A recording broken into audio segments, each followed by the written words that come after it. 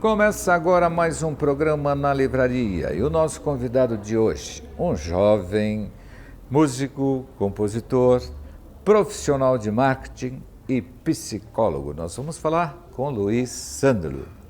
E como sempre, mais um momento com o Luiz Escolto falando sobre a nossa adega de vinho e a diversidade de vinhos da nossa adega. E mais uma vez as indicações de Aline Cravo, escolhendo os melhores livros mais vendidos, aquele que dá até vontade de ler. Não saiam daí, voltamos rapidinho.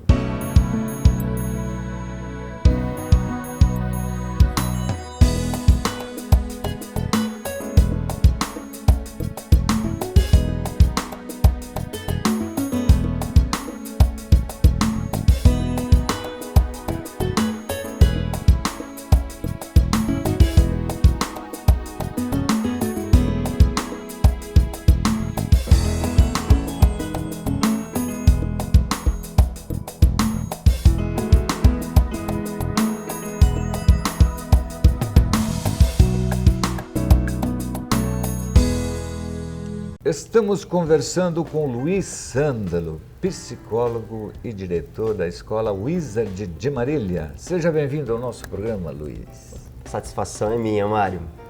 Que bom tê-lo aqui, porque você acompanha o seu trabalho há muito tempo e você faz parte de uma organização que eu também admiro muito. Somos parceiros. Mas fala um pouco aí como é que é dirigir uma escola, o marketing da Wizard, que é uma coisa do Brasil todo. Fala um pouco da sua escola aqui na nossa região. Ô, Mário, maravilha. Em primeiro lugar, é um prazer estar aqui no seu programa, né? Uma honra ser convidado. E trabalhar na Wizard é sensacional, é uma escola maravilhosa. O grande diferencial dela é a metodologia, a forma como se ensina. É uma metodologia criada, sustentada pela neurolinguística. É uma forma de você adquirir uma linguagem através de técnicas iguais às técnicas que você adquire uma linguagem nativa. Ou seja, ouvindo, reproduzindo, interiorizando o conceito da palavra, o conceito da ideia. Então, na Wizard, em pouco tempo, a pessoa já consegue dialogar, né? Então, a metodologia também dinamiza o aprendizado. Então, a pessoa que faz o Wizard regularmente, fazendo todos os requisitos, ou seja, frequentando a aula, sem faltar, fazendo as tarefas, em 2 anos ela é apta a uma entrevista de emprego, onde a maioria das outras escolas tem mais uma morosidade, né, de ensinar. Para você ter uma ideia, todo mundo que conclui o colegial tem na bagagem pelo menos 500 horas aulas de inglês. E hoje o Brasil, né, acho que 90% ou mais de 90% dos jovens concluem o colegial. No entanto, apenas de 3 a 4% da população fala inglês com fluência. E aí eu pergunto, né, por quê? E a resposta é a metodologia. E a Wizard consegue resolver esse problema com maestria, mas lembrando, faz parte que o aluno também se empenhe, né? Não é um chip que a gente implanta na cabeça do aluno e ele sai falando inglês. Eu tive uma experiência aqui na loja, porque vocês têm lá um sistema itinerante de conversação. E umas 2 ou 3 vezes vocês fizeram esse exercício aqui na loja. E os convidados seriam aquelas pessoas que só falam já corretamente o inglês. Eu achei muito legal essa interação entre os alunos, e a atenção que eles davam entre eles, né? E explica, isso continua, esse sistema itinerante de conversação? Bacana.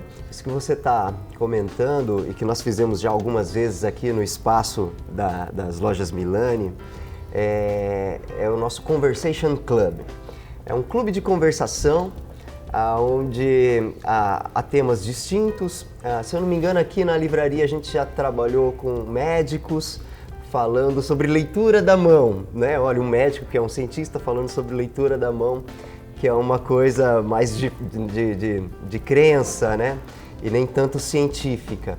Mas o combinado é que seja falado em inglês, né? Então, assim, a gente restringe a alunos de um nível um pouco mais elevado para que eles consigam dialogar em inglês. Se surge uma dúvida, o colega ajuda, mas o importante é tentar criar um ambiente onde eles se sintam inseridos na cultura da língua estudada. Aqui nós fizemos algumas, inclusive com as degustações dos vinhos, né? Foi uma maravilha. E depois a tábua de frios, que é para celebrar esse encontro. Mas o atrativo era essa troca de ideia. Fizemos também nas nossas unidades algo temático, por exemplo, já fizemos um churrasco americano, para eles conhecerem a cultura da culinária americana, como que é feito o churrasco americano. Café da manhã americano, eles ficaram surpresos, né, dos pratos que são servidos na primeira alimentação. Ovos e bacon, vocês imaginam comendo ovos e bacon no seu café da manhã, Mário? Então eles vivenciam isso e sempre conversando em inglês, o que otimiza o aprendizado, otimiza o relacionamento entre os alunos de outras turmas, de outros horários, celebra amizade, é super válido, continuamos fazendo sim, Mário. Ô Sândalo, quando você fala aí com essa inspiração do integrante da escola, eu lembro de fatos que acontecem aqui na nossa loja, porque nós temos livros com, acho que quase todos, com escritores com nome em inglês, de todas as origens, né? E a importância de falar corretamente o nome do autor. E quando nós recebemos os currículos, a primeira coisa que a gente analisa é se o inglês é avançado, porque só o inglês avançado para atender corretamente nesse mundo dos livros. Então é muito importante, por exemplo, um currículo com essa formação, avançado ou iniciando. O importante é fazer o inglês. Você tem sentido que as empresas estão investindo em funcionários que falam corretamente o inglês? Sim. Nós temos uma unidade Wizard na cidade de Pompeia. Dá um exemplo específico, tá? Em Pompeia tem o Grupo Jato. O Grupo Jato é um dos incentivadores financeiros, inclusive, para que os seus colaboradores e de todos os âmbitos, engenheiros, os que atuam no que a gente chama vulgarmente chão de fábrica, administrativo, eles investem, eles ajudam a desenvolver não só o inglês, outras áreas também. Eles querem capacitar os seus colaboradores, o que é muito válido. E cada vez mais a gente percebe que o mercado exige isso. Agora, na Wizard, uma das minhas funções também é fazer seleção de pessoal, para trabalhar na área de venda, secretaria, professores. E corriqueiramente, não é difícil acontecer, corriqueiramente eu recebo currículos onde consta lá, no papel, inglês nível básico, inglês nível intermediário. E eu costumo brincar com esses candidatos dizendo que o papel aceita qualquer coisa. Se eu quiser colocar lá, Luiz Sândalo, centroavante do Corinthians, o papel imprime. Outra coisa é ir lá e fazer gol. Então, assim, o papel imprimiu lá, inglês nível básico. A pessoa às vezes até fez o curso, até tem um certificado que está na parede ou na gaveta da casa dele. Só que aí o entrevistador pergunta ao entrevistado: vi aqui no seu currículo que você tem um inglês básico. Então fala para mim em inglês, eu quero trabalhar aqui e agora. Fala. A pessoa não consegue, Mário.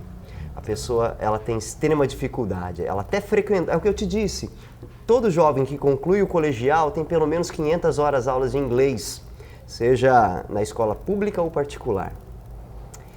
E volto a dizer, a grande maioria não conseguiria me falar uma frase básica do tipo, eu quero trabalhar aqui e agora.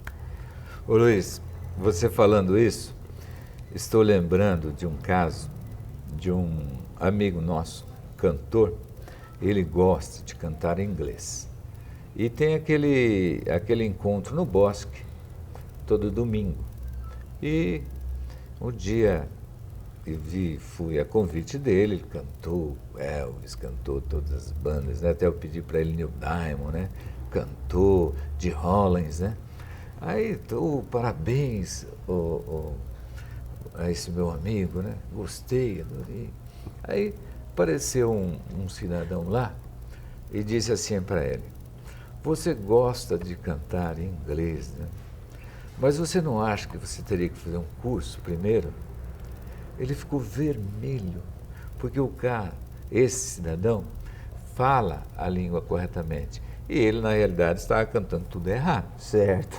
Então, hoje, no Brasil, nós temos que ter muito cuidado com a língua, o inglês e o espanhol, porque já é hábito, é comum as empresas, as pessoas, né, falar fluentemente o inglês. Mas, como você disse, tem que ter conhecimento. Tem que assegurar. Mas já que eu lembrei desse meu amigo de música, vamos falar um pouco da sua trajetória, que eu conheci lá atrás, que você foi presidente do DCE. Isso, no DCE eu fui diretor cultural e depois, posteriormente, tesoureiro. Tesoureiro, você está envolvido lá com o DCE. E eu te conheci ali fazendo alguns movimentos. Então, essa sua área administrativa de marketing começou na própria faculdade? Com certeza, com certeza. Fala um pouco dessa sua trajetória aí de jovem Mário, estudante. A minha formação é em psicologia. Eu fiz o curso de psicologia na Unimar e, com muito orgulho, excelente universidade, me ensinou muito. A faculdade de psicologia me ensinou muito, mas o movimento estudantil me ensinou tanto quanto. Então, o que é um DCE? O que é um Diretório Central de Estudantes?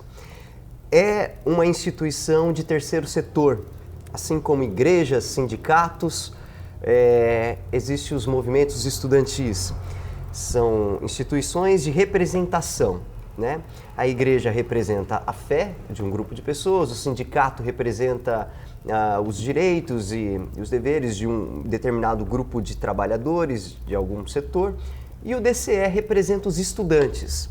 Então existiu o DCE da Unimar, DCE Marcelo Mesquita Serva, chamava, era uma homenagem ao filho do Márcio Mesquita Serva.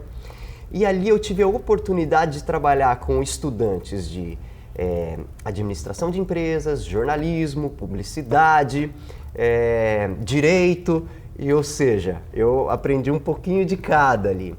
E foi um grupo bacana que se juntou ali e desenvolvemos projetos. Foi o grande diferencial. A gente juntou, pensamos, o que a gente pode fazer de diferente? Aí ali criamos jornais, sites, programa de TV.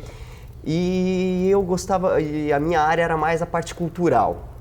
Então, nós fizemos festivais de músicas inéditas, projeto de médico palhaço, chamava os Companheiros da Alegria, que a gente treinava um pessoal da área da saúde para visitar os hospitais e levar um pouco de harmonia e alegria para os enfermos que estavam nos hospitais da Santa Casa, asilos, o próprio hospital universitário que estava acabando de nascer na época, né? N projetos, né?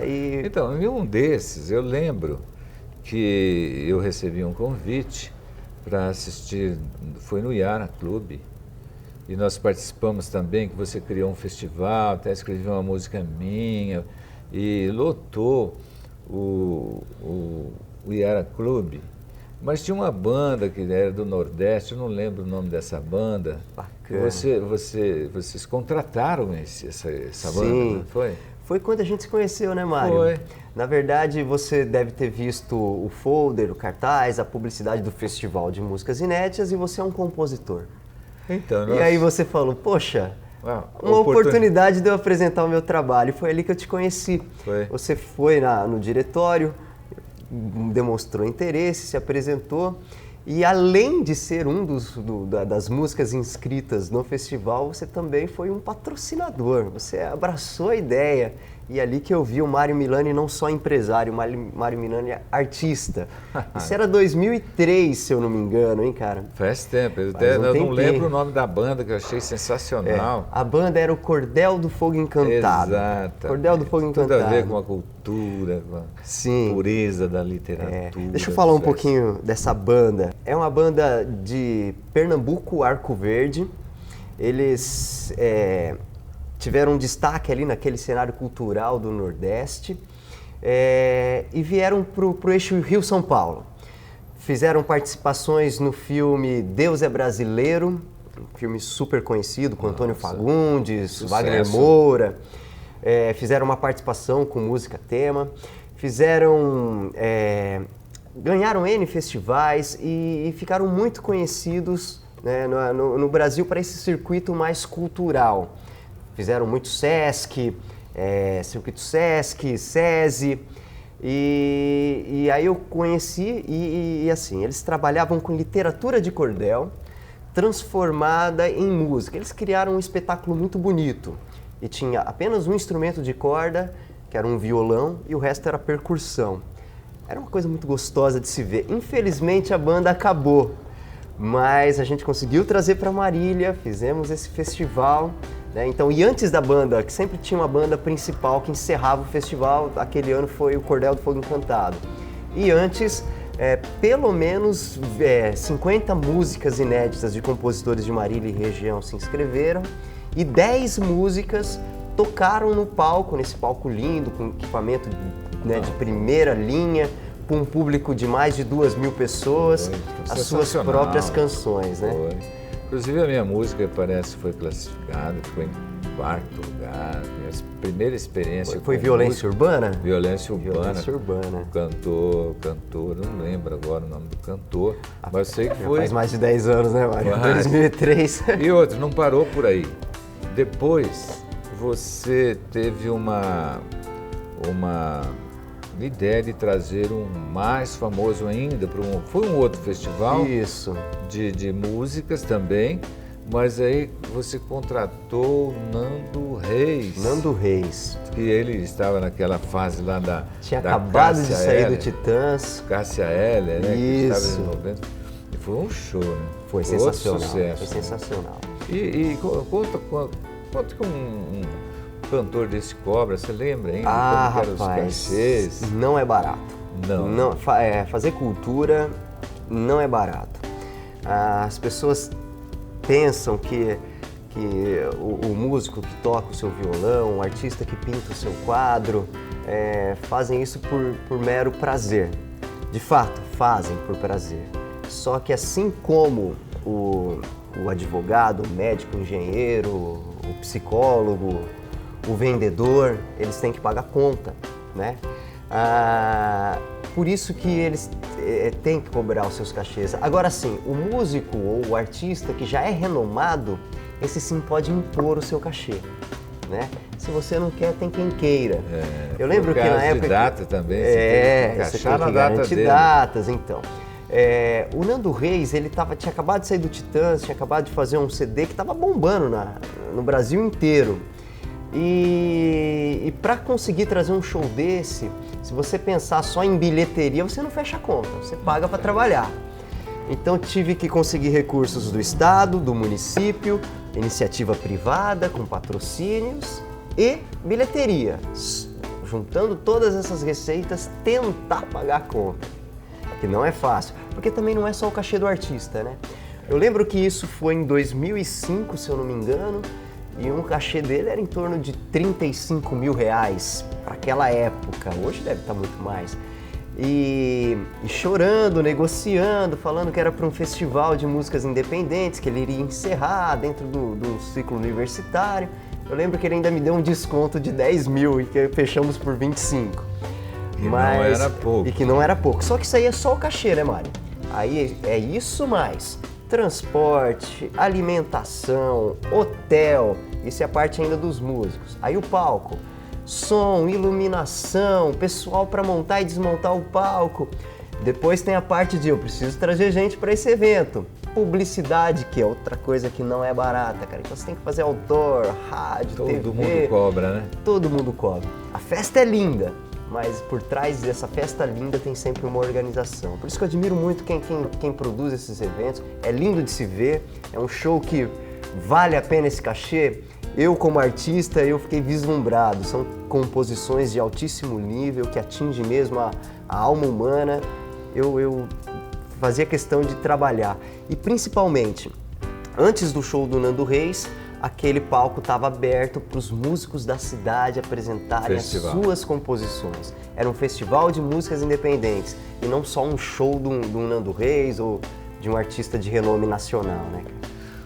Luiz, sinceramente, foi muito bom conversar com você, que nós fizemos aí uma viagem, né? Pô, Falando da sua escola com tanto orgulho, assim, com tanto prazer, que dá até vontade de fazer o inglês lá na sua escola.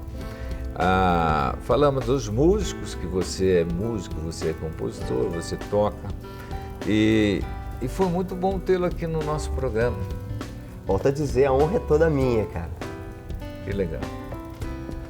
Conversamos com Luiz Sandro, psicólogo e profissional de marketing e músico da nossa cidade.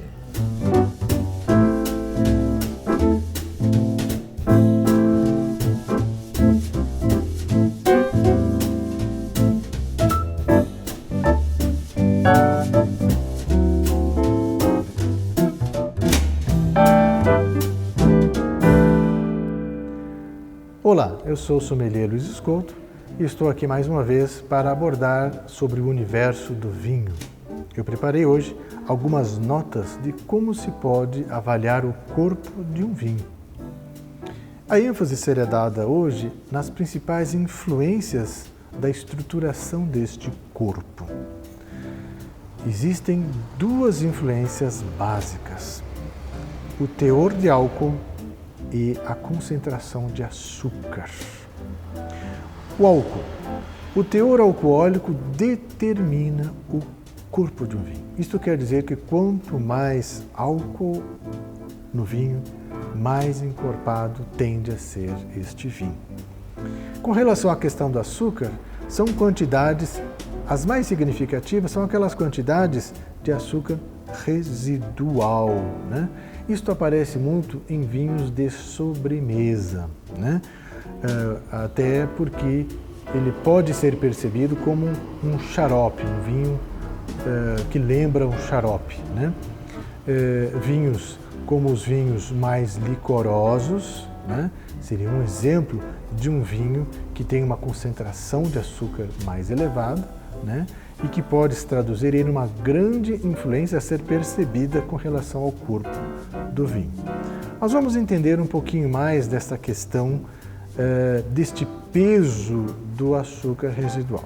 A gente pode traduzir quimicamente da seguinte maneira: é a quantidade de sólidos que sobrariam se um vinho fosse fervido até perder todo o líquido.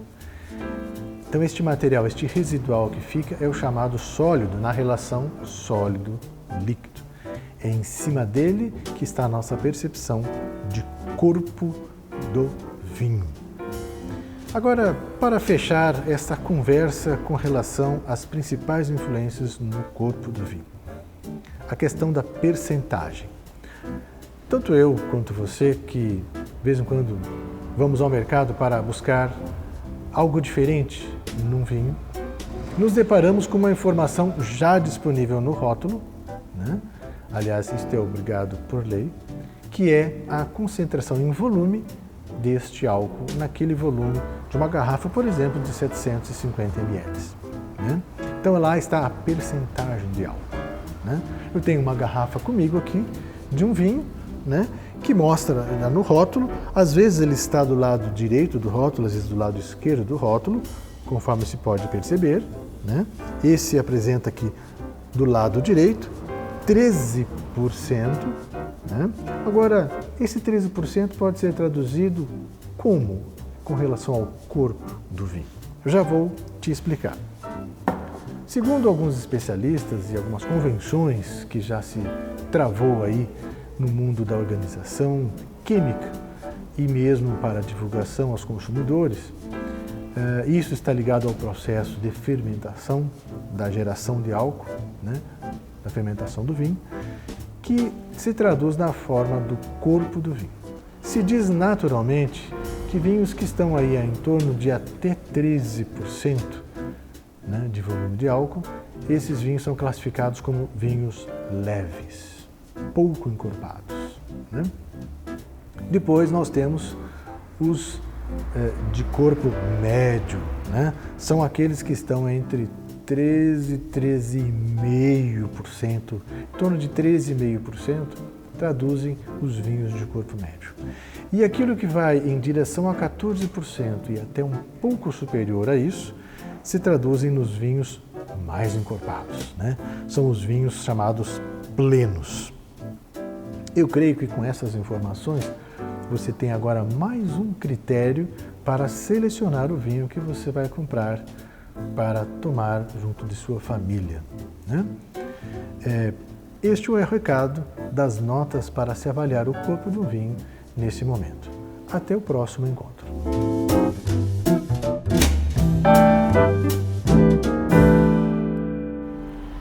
Olá, eu sou a Aline Cravo e estou aqui para falar dos livros mais procurados da livraria.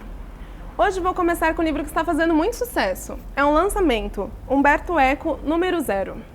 O livro fala sobre jornalismo. Um grupo de repórteres se junta, cria um jornal, mas em vez de informar as pessoas, eles ameaçam e subornam elas com o jornal. Um livro muito bacana, bem leve para você que gosta de literatura ou para você que quer começar a entrar nesse mundo. Outro livro muito bacana, que inclusive virou filme, é O Sniper Americano, de Chris Kyle. Chris Kyle é um atirador de elite, com mais de 150 mil mortes confirmadas. E nesse livro ele fala sobre a experiência dele, sobre a perda de seus companheiros. Tudo de uma forma bem bacana e muito sincera. Agora, mudando um pouco de assunto, eu tenho aqui Uma Curva no Tempo, de Dani Atkins. Um livro bem feminino. O livro fala a história de Rachel. Ela um dia sofreu um acidente, perdeu o melhor amigo. E a partir daí a vida dela foi por água abaixo.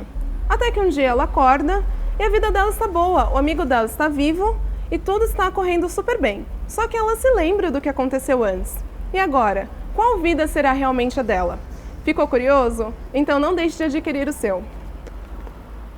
Vamos então agora mergulhar no mundo de coisas bem legais para ser super feliz. O livro do Sr. Wonderful tem várias frases de incentivo, adesivos, enfim, imagens, coisas bem bacanas para deixar o seu astral lá em cima. É um livro perfeito para você ter ou para dar de presente. E agora um livro para os pequeninos. Conte e Encontre. Esse livro é bem bacana, super ilustrado, serve para estimular o aprendizado das crianças, vocabulário, cores, números, enfim, as possibilidades são imensas. Um livro muito legal para dar de presente para o seu pequenino. E para fechar, vamos falar de um livro do nosso sebo cultural. Tudo tem seu preço, de Zíbia Gasparetto.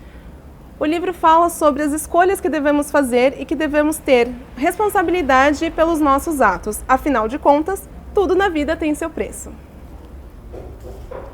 Eu fico por aqui. Meu nome é Aline Cravo e eu espero vocês no próximo programa. Hoje eu quero agradecer você que está adquirindo os livros indicados pela nossa Aline Cravo. Está investindo na sua cultura. E o nosso sommelier, como sempre, um sucesso falando dos vinhos. E o nosso entrevistado de hoje, o cantor, o compositor e o profissional de marketing, o Luiz Sândalo. Eu chamo também a sua atenção para acessar o nosso site, indicar o nosso site, milane30horas.com.br. Agradeço a sua audiência. Mais um programa aqui na livraria. Voltamos na próxima semana.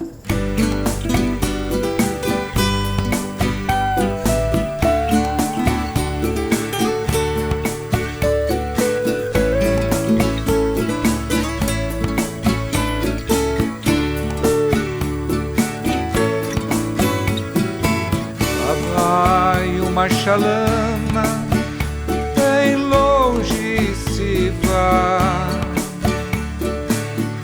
navegando